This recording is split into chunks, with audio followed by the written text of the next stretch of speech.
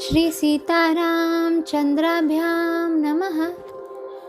महर्षि वाल्मीकि प्रणीत श्रीमद् वाल्मीकि रामायण प्रथम भाग बालकांड। 35वें सर्ग में हमने सुना, सोनभद्र तट को पार करके विश्वामित्र आदि का गंगा जी के तट पर पहुंचकर वहां रात्रिवास करना तथा श्री राम के पूछने पर विश्वामित्र जी का उन्हें गंगा जी की उत्पत्ति की कथा सुनाना। 36वें सर्ग में हम सुनेंगे देवताओं का शिव पार्वती को सूरत क्रीड़ा से निवृत्त करना तथा उमा देवी का देवताओं और पृथ्वी को श्राप देना। विश्वामित्र जी की बात समाप्त होने पर श्री राम और लक्ष्मण दोनों वीरों ने उनकी कही हुई कथा का अभिनंदन करके मुनिवर विश्वामित्र से इस प्रकार कहा, ब्राह्मण, आपने ये बड़ी उत्तम धर्म युक्त कथा सुनाई। अब आप गिरिराज हिमवान की ज्येष्ठ पुत्री गंगा के दिव्यलोक तथा मनुष्यलोक से संबंध होने का वृत्तांत विस्तार के साथ सुनाइए, क्योंकि आप विस्तृत वृत्तांत के ज्ञाता है। लोकों को पवित्र करने वाली गंगा किस कारण से 3 मार्गों में प्रवाहित होती है?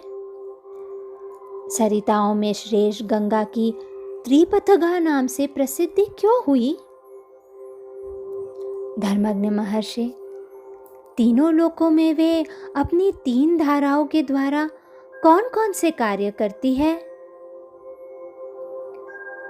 श्री रामचंद्र जी के इस प्रकार पूछने पर तपोधन विश्वामित्र ने मुनि मंडली के बीच गंगा जी से संबंध रखने वाली सारी बातें पूर्ण रूप से कह सुनाई।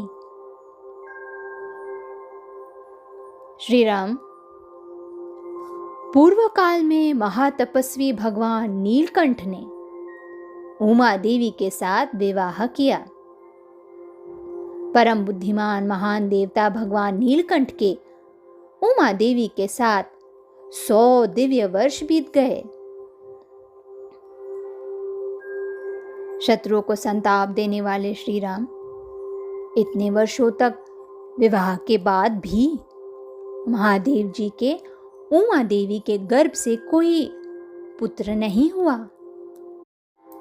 ये देख ब्रह्मा जी आदि सभी देवता उनके अंश के लिए उद्योग करने लगे। उन्होंने सोचा, इतने दीर्घ काल के पश्चात यदि रुद्र के तेज से उमा देवी के गर्भ से कोई महान प्राणी प्रकट हो भी जाए तो कौन उसके तेज को सहन करेगा?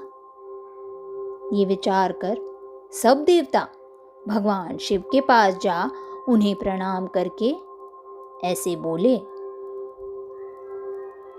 इस लोक के हित में तत्पर रहने वाले देवादिदेव महादेव, देवता आपके चरणों में मस्तक झुकाते हैं। इससे प्रसन्न होकर आप इन देवताओं पर कृपा करें। सुरश्रेष्ठ, ये लोक आपके तेज को नहीं धारण कर सकेंगे, अतः आप क्रीड़ा से निवृत्त हो वेद बोधित तपस्या से युक्त होकर उमा देवी के साथ तप कीजिए। तीनों लोकों के हित की कामना से अपने तेज या वीर्य को तेजो स्वरूप अपने आप में ही धारण कीजिए। इन सब लोकों की रक्षा कीजिए। देवताओं की ये बात सुनकर सर्वलोक महेश्वर शिव ने बहुत अच्छा कहकर उनका अनुरोध स्वीकार कर लिया। फिर उनसे इस प्रकार कहा, देवताओं, उमा सहित मैं अर्थात हम दोनों अपने तेज से ही तेज को धारण कर लेंगे। पृथ्वी आदि सभी लोकों के निवासी शांति लाभ करें। किंतु सुरश्रेष्ठ गण, यदि मेरा ये सर्वोत्तम तेज या वीर्य अपने स्थान से स्खलित हो जाए तो उसे धारण कौन करेगा, ये मुझे बताओ। उनके ऐसा कहने पर देवताओं ने वृषभ ध्वज भगवान शिव से कहा, भगवान, आज आपका तेज पृथ्वी देवी धारण करेगी। देवताओं का यह कथन सुनकर महाबली देवेश्वर शिव ने अपना तेज छोड़ा, जिससे पर्वत और वनों सहित ये सारी पृथ्वी व्याप्त हो गई।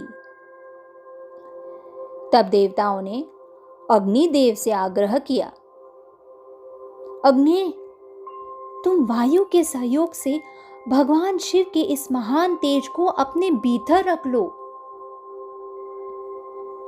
अग्नि से व्याप्त होने पर वह तेज श्वेत पर्वत के रूप में परिणत हो गई।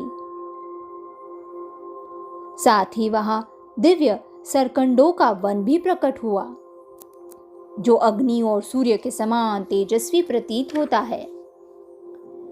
उसी वन में अग्नि जनित महातेजस्वी कार्तिकेय का प्रादुर्भाव हुआ।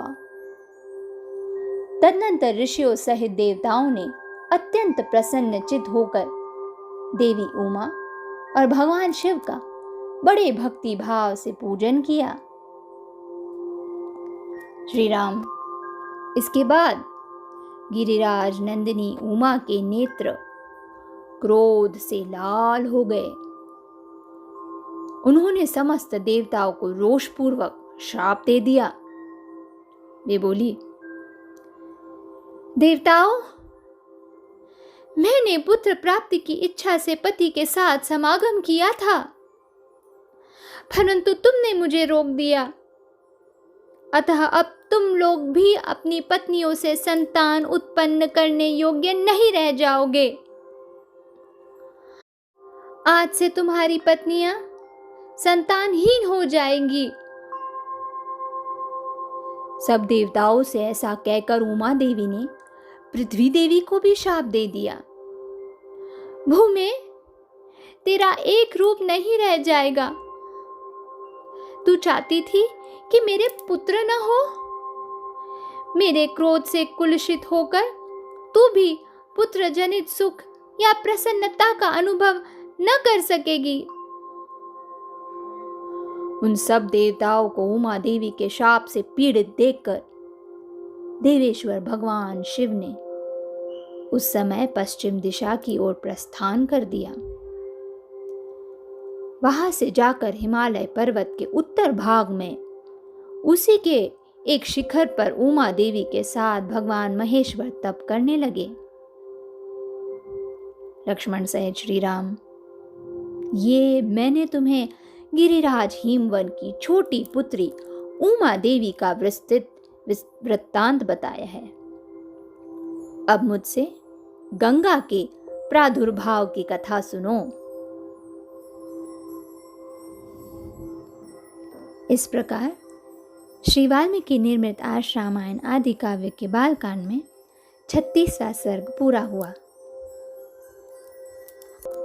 37वें सर्ग में हम सुनेंगे गंगा से कार्तिकेय की उत्पत्ति का प्रसंग। धन्यवाद।